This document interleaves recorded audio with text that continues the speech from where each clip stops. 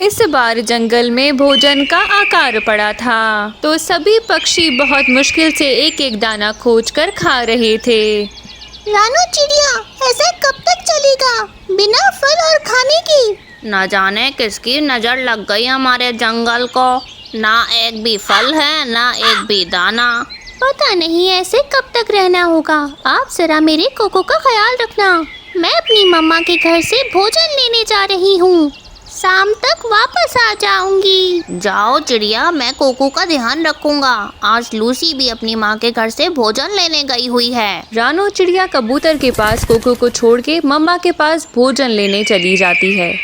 इधर कौवे भी भूखे बैठे थे। क्या पति जी, खाने को कुछ भी नहीं मिला। सूखा दाना ही ले आते कम से कम। गौरी जी बहुत ढूंढा लेकिन कुछ नहीं मिला। मेरी तो हालत भी खराब हो गई। चल कालू मेरे साथ, अब भूखा नहीं मरा जाएगा। कैसे भी करके भोजन का इंतजाम तो करना होगा। ऐसे करके कालू गोरी घर से निकल जाते हैं और ऊंची डाल पर बैठ जाते हैं। देखो गौरी, भोजन यहाँ बैठे बैठे नहीं मिलेगा, जाना होगा बहुत दूर, तब जाके कोई दाना मिल पाएगा। आ गया मुझे कालू जी आइडिया।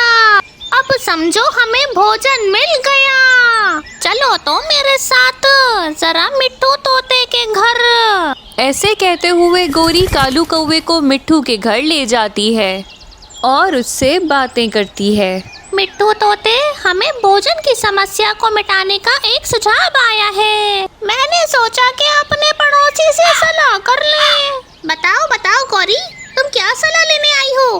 तुम तो अच्छे से जानती हो भोजन की कितनी कमी हो गई है हमारे जंगल में। तो इस समस्या से बचने के लिए मैंने और कालू ने खेती करने की सोची है। हम मिलकर खेती करेंगे। ना बाबा ना, मैं कैसे विश्वास कर लूं तुम लोगों का? तुम लोग खुद ऐश करोगे, सारा काम मुझसे करवाओगे। मिट्टू भाई, हम बहुत मेहनत करेंगे, जरा सा भी आलस नहीं करेंगे, बस तुम घबराओ मत। ठीक है, पर आप किस चीज की खेती करोगे? बस कोई भी फल या दाना जो भी आपके पास हो, बस वही बोलेंगे, क्योंकि हमारे पास तो एक भी दाना नहीं है। गौरी, मैं अपने गांव से ये चने लाया था, हम इसी को बो देते हैं। फिर मिट्टू तोता अपने साथ चने का कट्टा लेके कालू गोरी के साथ चल पड़ता है।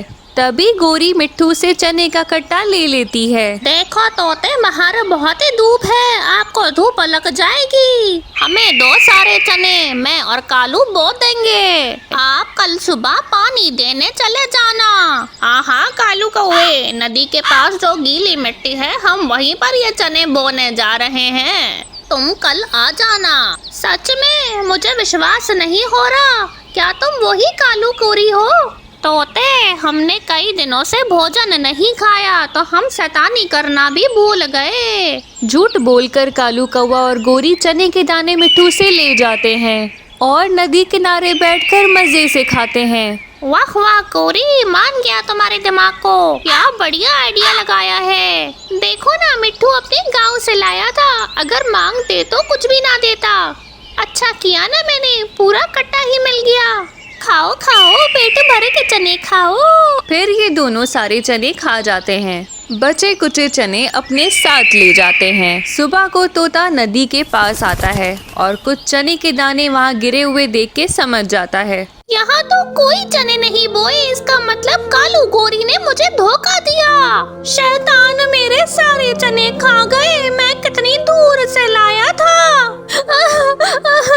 छोड़ूंगा नहीं दोनों को। गोरी, कल तो मिट्टू के चने खाए थे, आज किसका भोजन खाओगी? कालू जी, कल चिड़िया अपनी माँ के घर से मटर लाई थी, चलो आज उसी को बुद्धू बनाते हैं और हरे हरे मटर खाते हैं। फिर कालू गोरी चिड़िया के घर जाते हैं और वही सब बातें कहते हैं जो उन्होंने मिट्टू तोते से कही थी। चिड़िया बहन, सोचें, कुछ तो सोचें। अगर फसल उग गई तो हमारे साथ साथ बाकी सब पक्षियों के भी मजे आ जाएंगे। ये तो बहुत अच्छा है, पर मेरी माँ ने ज्यादा मटर नहीं दिए, बस ये थोड़े से हैं। अरे चिड़िया, ये तो बहुत मटर हैं। जंगल के सारे पक्षी आराम से खाएंगे। चिड़िया रानी, सोचती क्या हो, हम ज्यादा मेहनत कर लेंगे। बस तुम मटर दे दो, हमारे पास तो कुछ है नहीं। ऐसी बात नहीं है कालू गोरी, मैं भी आपकी पूरी मदद करूंगी। अकेले अकेले तुम्हें देर हो जाएगी। रानो चिड़िया कालू गोरी के साथ मटर लेकर चलती है। गोरी तभी तो बहुत परेशान थी कि वो चिड़िया के मटर लेकर कैसे भागे। चिड़िया रानी, मैं तो भूल ही गई। मटर बोने के लिए पहले जमीन में खड्डा करना होगा। क्या आपके घर खुरपी मिल जाएगी? हमारे घर तो नहीं है। हाँ हाँ, मेरे घर में दो खुरपी है, मैं अभी लेकर आती हूँ। आप मेरा इंतजार करें। फिर वो भोली चिड़िया खुरपी लेने वहाँ से चली जाती है। कालू गोरी तो खुशी के मारे मटर लेकर वहाँ से भाग जाते हैं। चली गई कालू, वो चली गई। भोली चिड़िया हमें मटर सौंप कर चली गई। चलो चलो गोरी, चिड़िया के आने से पहले बहुत दूर चले जाते हैं, जो चिड़िया हमें ढूंढ ना पाए। फिर वो दोनों मटर लेकर वहाँ से भाग जाते हैं और खुशी से हरे हरे मटर चिड़िया के खा जाते हैं। थोड़ी देर बाद जब रानो वापस आती है तो कालू गोरी को वहाँ ना पाकर चौंक जाती है। कालू गोरी, आप कहाँ चले गए? मैं खुरपी लेकर आ गई हूँ। रानो चिड़िया उन दोनों को यहाँ वहाँ देखती है, परंतु कालू गोरी तो वहाँ से भाग गए थे। दूसरी ओर मिट्ठू तोता भी कालू गोरी को खोज रहा था। रानो चिड़िया, क्या आप भी कौओं को ढूंढ रही हो? हाँ मिट्टू भैया, उन दोनों ने मुझे फिर से बेवकूफ बनाया। मेरे सारे मटर के दाने लेकर भाग गए। मास बोल रहे थे मटर की खेती करेंगे। चिड़िया की ये बात सुनकर मिट्ठू भी अपनी कहानी चिड़िया को बता देता है। फिर वो दोनों शैतान कौवों को सबक सिखाने की योजना बनाते हैं। अब देर रात हो गई थी। कालू गोरी अब अपने घर पहुंचते हैं। अब मिट्ठू और रानू पहले से ही मोटा डंडा लेकर वहां पर बैठे हुए थे। कालू जी, चिड़िया के मटर खा के तो मजा ही आ गया। हाँ गोरी, कल बुलबुल को बुद्धू बनाएंगे। मैंने सुना है वो मशरूम लाई है। शैतानो, मजा तो अब मैं दिलाऊंगा तुम्हें। हमसे भोजन छीन कर खाते हो। चिड़िया बहन, हमला करो। मिट्ठू के इतने कहते ही चिड़िया बहन डंडे से हमला कर देती है और कौवों की खूब पिटाई होती है। अरे चिड़िया, मर गए मर गए। आइंदा से कभी भोजन लेकर नहीं भागेंगे, माफ कर दो। बस कर मिट्ठू तोते, बस कर। कितना मारेगा हमें? आइंदा से कभी भोजन नहीं छीनेंगे। मिट्टू तोते बस करें, इन दोनों को बहुत सबक मिल चुका है। दोबारा से किसी का भोजन नहीं चुराएंगे और ना ही किसी को इस तरह से बुद्धू बनाएंगे, वरना हम इनकी इससे भी अच्छी खबर लेंगे। हाँ चिड़िया, मैं कसम खाता हूँ आइंदा कभी किसी का भोजन नहीं लेके भागेंगे, चाहे भूखे मर जाएं। फिर रानू मिट्ठू अपने अपने घर चले जाते हैं। कालू गोरी को भी अच्छा सबक मिल चुका था और अब वो भोजन न छीनने की कसम भी खा चुके थे। और फिर वो अगले दिन से खूब मेहनत करते हैं और अंगूर की फसल उगाते हैं और सभी पक्षियों को मुफ्त में खिलाते हैं। अगर आपको हमारी कहानी अच्छी लगी तो कहानी को लाइक और चैनल को सब्सक्राइब कीजिए। धन्यवाद। मीनू चिड़िया अपने बेटे मानो चिड़िया के साथ रहती थी। अब सोनू चिड़िया तो नहीं रहा था, जिस कारण अकेले ही मीनू चिड़िया अपने बेटे के साथ रहती थी। आप मेरे लिए कितनी मेहनत करती हो। पहले दूसरी जंगल जाके कपड़ा लाती हो और उसके बाद नए नए छाते बनाती हो, और तो और इतनी गर्मी में आप जाके छाते बेचती हो पक्षियों को। अब मैंने फैसला कर लिया है, आज से मैं भी आपके साथ छाते बेचूंगा, ताकि इससे आपको थोड़ी आसानी हो जाएगी। नहीं मानो, मैं इसलिए इतनी मेहनत कर रही हूँ ताकि तुम पढ़ लिख के बहुत कामयाब बन जाओ और जब तुम्हारी काम की उम्र आए तो तुम्हें इतनी ज्यादा मेहनत ना करनी पड़े। परंतु मम्मा, परंतु कुछ नहीं, चलो अब जल्दी से स्कूल जाओ, शाबाश। मीनू चिड़िया मानो चिड़ा को स्कूल भेजकर ठेला लगा के छाता बेचने आ जाती है। छाते ले लो, छाते ले लो, रंग बिरंगे छाते ले लो, जल्दी आ जाओ, जल्दी आ जाओ, छाते ले लो, छाते ले लो। मीनू चिड़िया के रंग बिरंगे छाते गर्मी के मौसम में बहुत ज्यादा बिकते थे और मीनू चिड़िया की अच्छी खासी कमाई भी हो जाती थी। मीनू चिड़िया, अब तो ठंडी का मौसम आ रहा है, हम पक्षियों को छाते की कोई जरूरत नहीं। तुम्हारा व्यापार तो लगता है अब बंद हो जाएगा। नहीं तोते, अब तो मेरा ये कारोबार और ज्यादा चल पड़ेगा। ठंडी के मौसम में ये छाते पक्षियों को छत बन के बचाएंगे। हाँ वैसे तुम ठीक कह रही हो, छाते से छत बनाने का उपाय बहुत बढ़िया है। मैं तो अब छाते से ही अपनी छत बनाऊंगा। वैसे भी घर बनाने में तो बहुत सारे पैसे लगते हैं, मैं तुमसे ये छाता ही खरीद लूंगा ताकि मुझे घर ना बनाना पड़े। मीनू चिड़िया के छाते काफी रंग बिरंगे और काफी सुंदर थे, इसीलिए सारे पक्षी मीनू चिड़िया से ही छाते खरीदते थे। एक दिन कालू कौवा अपने परिवार के साथ जंगल में आता है। रानी देखो तो इस जंगल में कितना सुकून है और कितना सुंदर है ये जंगल। हाय रे कालू जी, कितना सुंदर जंगल है ये और कितना हरा भरा है ये। बस अब मैंने कह दिया, आपसे हम इसी जंगल में रहेंगे। बहुत ही सुंदर है ये। हाँ बाबा, अब हम इस जंगल में अपना घर बना लेंगे। हाँ अब हम इसी जंगल में रहेंगे, मुझे भी ये जंगल बहुत पसंद है। बस अगले दिन ही कालू कौवा और रानी कौवी एक पेड़ पर अपना घोंसला बना लेते हैं। रानी मैंने अब सोच लिया है, कल से मैं इस जंगल में छाते बेचूंगा। सबसे ज्यादा कमाई अब मेरी ही होने वाली है। पर कालू जी मुझे नहीं लगता कि कोई भी पक्षी आपसे छाते खरीदेगा, क्योंकि मीनू चिड़िया इस जंगल में सालों से छाते बेच रही है। उसका व्यापार बहुत ज्यादा अच्छा चलता है और सब पक्षी देखना उसी से ही छाते खरीदेंगे। तो क्या हो गया, मीनू चिड़िया के साथ साथ पक्षी मुझसे भी छाते खरीदेंगे। अगले दिन कालू कौवा कुछ रंग बिरंगे छाते लेकर एक पेड़ के नीचे बैठ जाता है और पक्षियों को आवाज देता है। आ जाओ पक्षियों, रंग बिरंगे छाते ले लो, बहुत ही अच्छे, बहुत ही मजबूत, बहुत ही टिकाऊ। कालू कौवा बहुत आवाजें लगाता है, परंतु उससे कोई भी पक्षी छाते नहीं लेता, क्योंकि सारे पक्षी मीनू चिड़िया के पास जाते थे।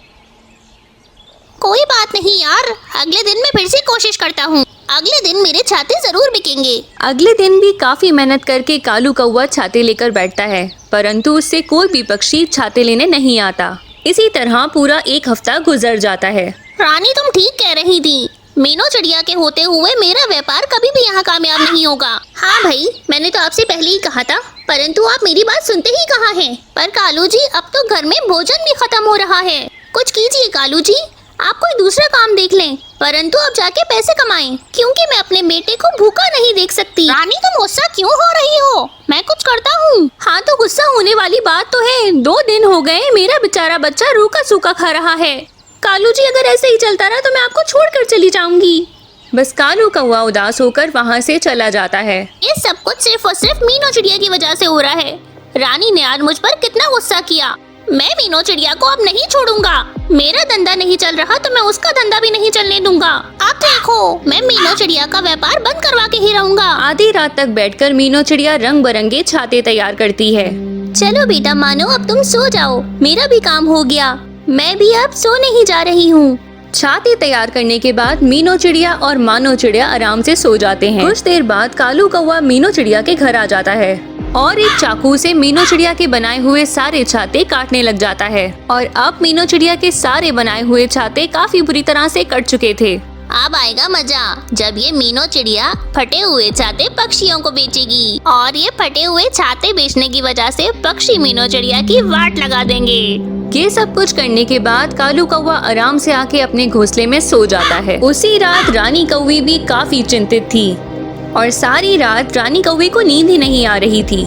हे राम, मैंने कालू जी को आज कितना भला बुरा कह दिया, परंतु वो कितनी मेहनत करते हैं हम सब के लिए। मुझे कालू कौवे के लिए कुछ न कुछ अब जरूर करना पड़ेगा। हाँ, एक काम करती हूँ, जिसकी वजह से हमारा धंधा नहीं चल रहा, मीनू चिड़िया को सबक सिखाती हूँ। मीनू चिड़िया आ रही हूँ मैं। ये कहकर रानी कौवी मीनू चिड़िया के घर आ जाती है। अब देखो मीनू चिड़िया, मैं तुम्हारे ये सारे रंग बिरंगे छाते चोरी कर लूंगी। ना होंगे तुम्हारे पास छाते, ना ही तुम पक्षियों को छाते बेच पाओगी। ये कहकर रानी कौवी सारे छाते चुराकर अपने घोंसले में आ जाती है। अब मीनू चिड़िया के पास कोई भी छाता नहीं बचा, अब वो कुछ भी नहीं बेच पाएगी। इसका मतलब अब सब पक्षी कालू जी से ही छाते खरीदेंगे। रानी कौवी को क्या पता था कि उसने कालू कौवे के तमाम उपाय पर पानी फेर दिया है। अगली सुबह मीनू चिड़िया अपने घर में छाते न देखकर काफी परेशान हो जाती है। हाय रे, ये क्या हो गया? मैंने कल रात में कितने सारे छाते बनाए थे, ऐसा लगता है किसी पक्षी ने आके ये सारे छाते चुरा लिए। ये क्या हो गया आज मेरे साथ? आज मैं छाते कैसे बेचूंगी? मम्मा, हम एक काम करते हैं, हम जल्दी से दूसरे छाते बना लेते हैं। नहीं बेटा, छाते बनाना इतना आसान काम नहीं है, छाते बनाने में पूरा दिन लग जाता है। मम्मा आप रोजाना ही तो छाते बेचती हो, आज नहीं बेचोगी तो कोई फर्क नहीं पड़ेगा। आज अब सारा दिन लगाकर छाते बनाओ और कल सारे पक्षियों को छाते बेच देना। हाँ बेटा, तुम ठीक कह रही हो। मैं इसके अलावा और अब कर भी क्या सकती हूँ। आज मैं छाते नहीं बेचती। कालू जी देखिए, पूरी रात बैठ के मैंने आपके लिए छाते बनाए।